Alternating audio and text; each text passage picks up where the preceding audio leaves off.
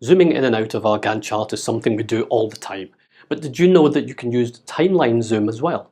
In this video, I'll show you how to zoom the timeline and Gantt chart view at the same time in Microsoft Project. For details of our half-day and full-day training on Microsoft Project, see the description below. Now, let's return to Alan.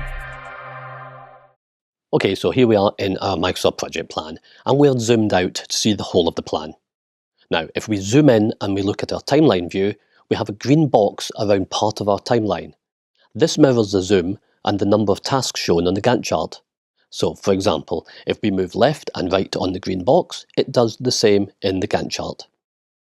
We can also drag left on the green box, which in turn shows more to the left in the Gantt chart. And similar on the right-hand side. Is this something that I would personally use? I don't think so, but I did want you to know about it and that this feature is available to you if you want it in Microsoft Project. Well, I hope you found that useful, and if you did, just imagine what it would be like to attend a full day's training with me on Microsoft Project. I deliver bespoke training courses in classroom situations where we really concentrate on the elements of Microsoft Project that are important to you and your business. If getting your team together in one place, of course, is problematic, then I can deliver across Zoom as well. Either way, spending that amount of time immersed in the MS project really elevates your skill sets, which in turn is good for your business.